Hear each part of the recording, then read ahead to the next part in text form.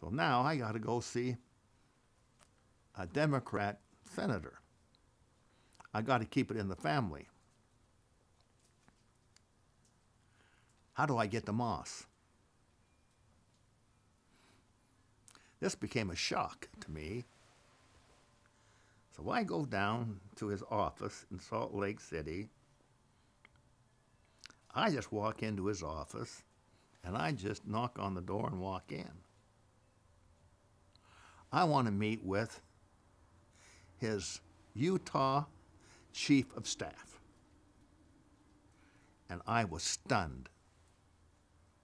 Her name was Dolly Plum. Dolly worked for me for 2 years as my secretary. I couldn't believe it. Doug, it's so good to see you. What's going on with you? Tell me, what's up? What's the story? You're always doing these unbelievable things. Tell me what you're working on right now.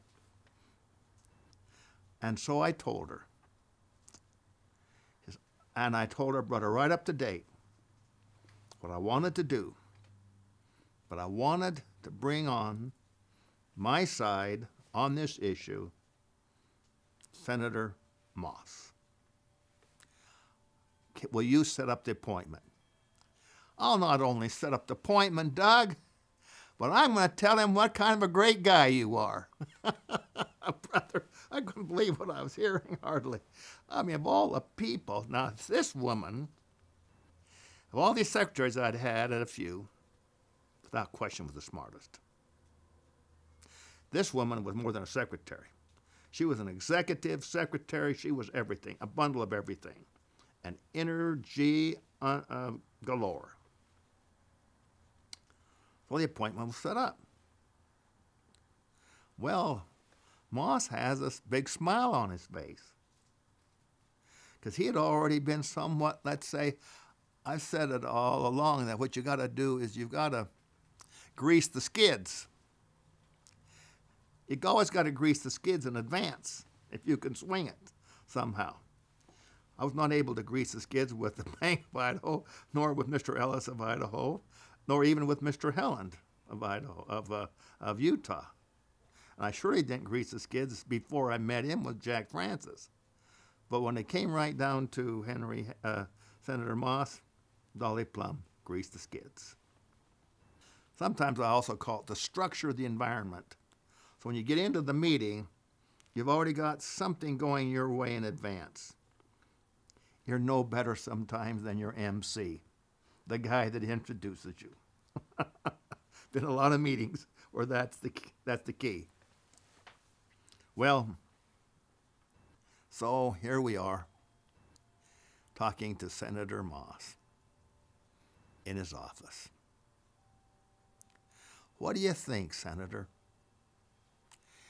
I think that what you have just conceived in your head will not only save the highway beautification problem, but will take and improve the environment in this country dramatically, and will be able to do it at a much greater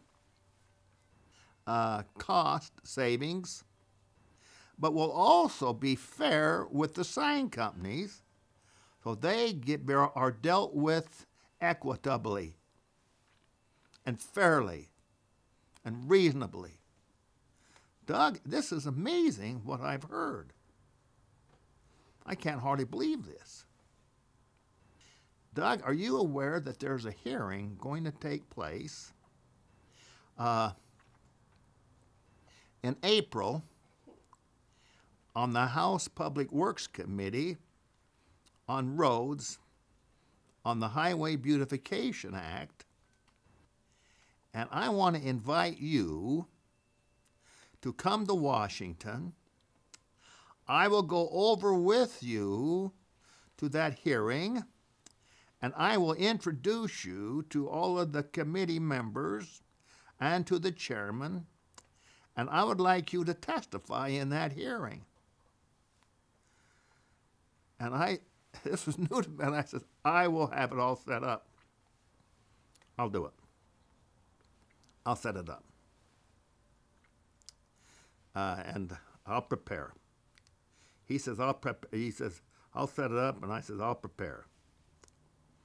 So I wrote out, because you have to have your comments or your speech, whatever you want to call it, or your position written out in advance so that each committee member gets that in advance so they can set themselves up to whether either to agree or to disagree with what you're going to say.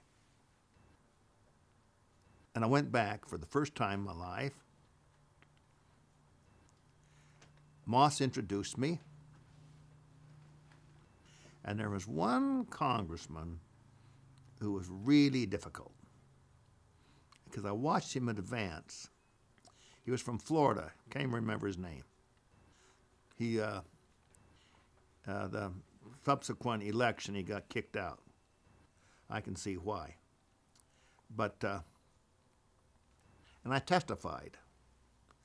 Now, this took him all by surprise, because everyone that testified, basically, was an extreme environmentalist, that all of the sign companies were bad, and the state, the government should not pay 1 cent. That's the position of the environmentalists, which most of them are just sheer jackasses as far as I'm concerned.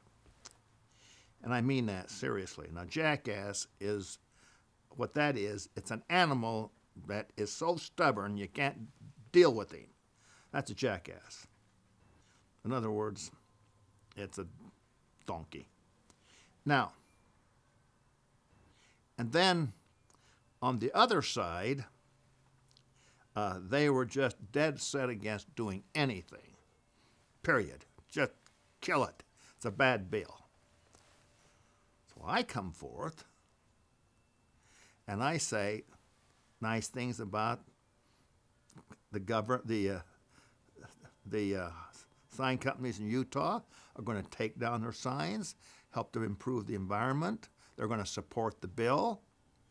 All we want is what the original law said, to be paid for our signs. And the idea that they can be depreciated out in 4.5 years or thereabouts is absolutely thievery. That's not what the Constitution calls for. It is wrong. The attitude is wrong. You're going to accomplish something at the expense of all these sign companies. That is, frankly, it's evil. Well, it took everybody by surprise, because I congratulated those on the left and I congratulated those on the right in here's how we come together to make it work. And therefore the conflict, I eliminated the conflict that existed. Not with a compromise, but with a new solution of how to implement the bill that made common sense.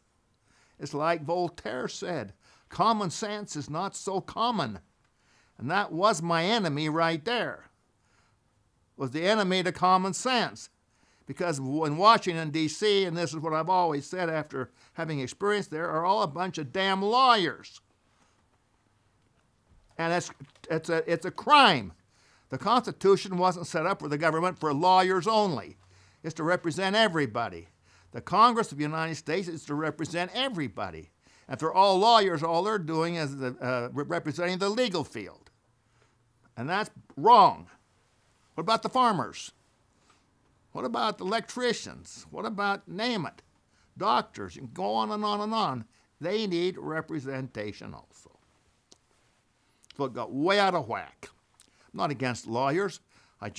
I'm bitterly opposed to where it's nearly, 97 or 8% all lawyers back there in Congress and in the Senate. Terrible. Just terrible. And they're trained to fight and trained to argue and trained to take all different positions. Whether it's right or wrong is not the issue. The issue is to win the argument. It's just pathetic. I'm going off on a tangent here. Now, I can say that here. I surely wouldn't say that back there. I stayed out of all that.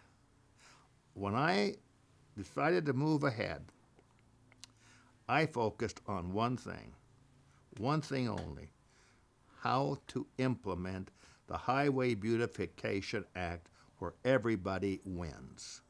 That's all I discussed, all I talked about. And so Senator Moss, who is an attorney and a Democrat, he and I got along famously. Well, now, this got back to the state highway department.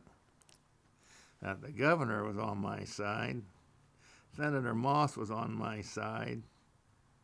The Attorney General was on my side. And I got 13 sign companies. We've come together, or 12, whatever it is, and formed a coalition, and we're all pulling together, and I'm the spokesman. Now, that's a far cry from where I was in Boise, Idaho. A far cry in a very short period of time. And as I look back on it, I have to use the word serendipity. It's when serendipity is really another word that means good luck or good fortune. Basically, that's what it means. It's when things happen for your benefit that you never did dream would happen. And that's what happened all along the way. So now I'm building some momentum. But then I got the idea of this. One step further. I said to my sign companies, wouldn't it be nice if the state would appraise the signs of at least one of us and enter into a contract with at least one of us to set a precedent that will be dealt with fairly, that is ironclad. Now, of course, there's going to be a way out, and the way out is if there's no funds, then they can't take the signs down. Now, this is what they said. Well, you're the only one of us that has the ability to get the funds. And we believe that if you have your signs appraised by the state, and the state enters into a contract with you, that will give you the vehicle you need to go back to Washington, D.C., and lobby for the funds. So I said, if that's the case, I will lobby for the funds of all of us. And one of them said, well, we don't need to have a contract with all of us. We know that you're that kind of person, Doug. We respect you, and we're honored to be able to have you represent us. Because without you, where would we be? Because none of us can do what you've done so far. There's none of us could have even begun to have done what you've done. So I said, all right. Well, then I go back to Henry Helland. Mr. Helland, our coalition has come together, and we've all agreed that we would like to have one sign company have their signs appraised, and the state agrees that they will pay these funds when funded, and the sign company agrees that they will take those signs down free of cost. That is the cost of removal only. Because we have the lease on the property, so we can get in on that property to remove those signs without additional legal costs. And they have maintained that whose signs should be appraised in Utah is Snarr advertising, because I have committed myself. If that happens, I will move to Washington, D.C. and endeavor to get a bill through Congress that will provide for a pilot project to spend some money in several states, but at least enough money to take and remove the signs of all of those 12, 13 sign companies in Utah. And I've agreed that I'll do that. I'll move. Doug, do you realize what you're committing yourself to do? I says, no, I don't. I'm sure if I realized what I was doing, I wouldn't do it. He said, I can promise you, you wouldn't do it. Because you do not know what you're going up against.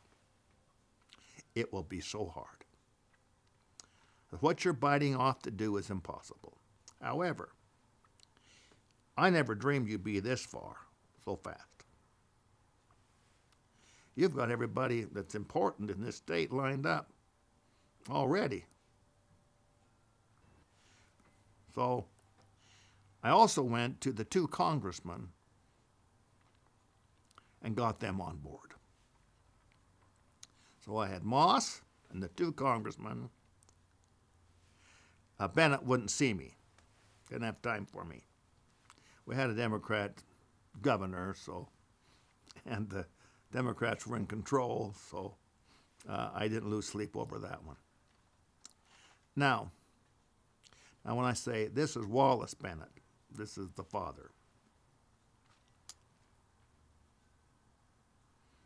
Now, with that extra lever, so I go from toothpick, now I've moved into where I've got a pretty nice sizable lever.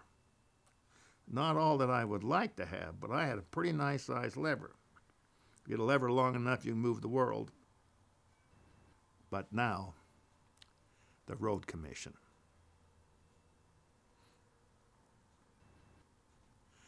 So we take things in steps. Inch by inch, anything's a cinch. Henry Helland was able to, under the influence of Senator Moss and the governor, who, by the way, I met with twice on this occasion, and the appraisal department, which frankly right now is one man on this issue, Jack Francis. And they agreed to appraise the signs, but not particularly, they didn't agree to enter into a contract. They agreed to appraise the signs, the Road Commission. So Jack Francis goes out, he appraises the signs. The next step is how to get the Road Commission to allow me to enter into a contract with them. During this process, once I got that appraisals of the 7 signs and that check, I says, now I can switch banks. And I went to Walker Bank in Salt Lake City. And I gave a proposal to pay off the Idaho bank, give me enough leeway so that I can at least operate halfway decently on the income. There's still plenty of income to pay off the loan. They pay off the Idaho bank, and the Walker Bank gets behind me. Now, I met with initially Reed Wood. Reed Wood was smart and good. And from Reed Wood, I went to a meeting with Arch Kessler. He was the president of Walker Bank. This was quite a meeting. And I laid out the situation. And my pitch was this: if the banking community sits back and lets the federal government socialize all of the country while you sit back and do nothing except try and further your own interests, you're going to find out, you'll wake up one of these days and we're a socialized nation.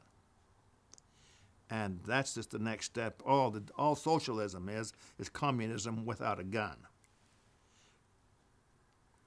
Now, if I'm willing to go back to Washington and fight for property rights, because every doggone loan you've got in this bank, one way or another, is supported by property rights. Now, what is not is very, very small indeed. He agreed. So I'm helping to preserve property rights, because if they can take a billboard and not pay for it, they can take a chicken coop. If they can take a chicken coop, they can take a house. He agreed. So I'm willing to go back there. And you can't lose, because here's the accounts receivable that'll pay for that loan. But I need enough. At least keep me alive while I'm there. So we can maintain these signs that we've now got. We're not building any new ones. So that the money keeps rolling in, and that therefore you take and protect your own investment in me.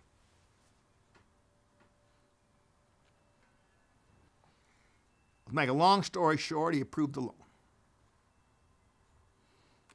And I remember as I was getting ready to walk out of the bank, he said, "Mr. Snarr, how long do you think it'll take you to do this?" I says, "Well, gosh, I don't have a clue." "Well, give me a figure." "Oh, I don't know, maybe 2 years." Boy, was I green and dumb. I was way off a mile. And then he said this to me: "You know who you are, Doug Snarr?" And I says, "Well, I don't know. I've been called a lot of things." "You're a nasty ice cream cone. That's who you are." I'll never forget that. President of the bank, a nasty ice cream cone. But I got the loan. Paid off the Idaho bank. Terms loosened up. Now I can function.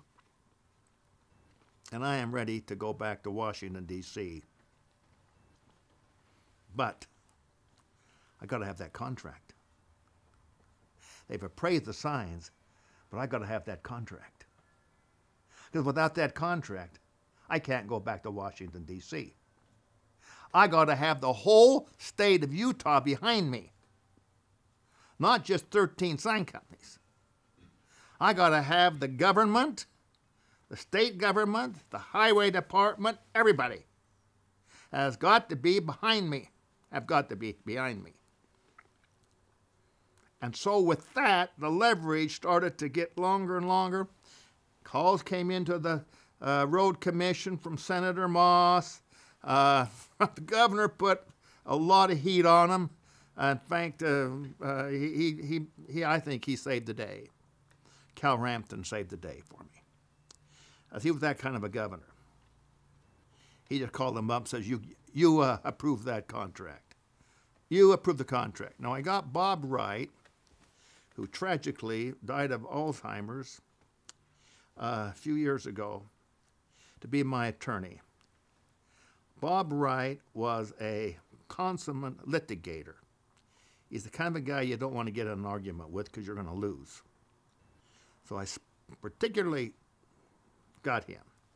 Now, the reason I chose him was because before the bank agreed to loan me the money and pay off the Idaho bank, they put my proposal in the hands of Bob Wright, the attorney, who was the bank's attorney, and he turned it down. So once they told me, well, we can't do it. They turned me down, getting Jim Hill and Reed Wood, those two had come together, both loan officers, and said, because our legal team said no. What's his name? Bob Wright. Where's his office? Upstairs. So I go to Bob Wright, take him to lunch. He changes his mind and calls him and says, that contract's good. Mr. Snarr's right. Back him up. He'll be just fine. You're not going to lose any money on him. And so they did. Bob ran for governor against Matheson. I'm convinced if he had had a week earlier, he'd have won. He was ahead of it. Then Matheson came ahead and won that election, being governor. But Bob was a Republican. Now, I think I want to, if I got time for a poem, how much time? It's called The Psalm of Life, and by Henry Wadsworth Longfellow, American poet. It's one of my favorite poems.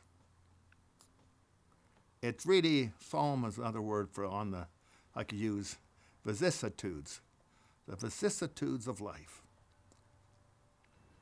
Tell me not in mournful numbers, life is but an empty dream, and the soul is dead that slumbers, and things are not what they seem. Life is real.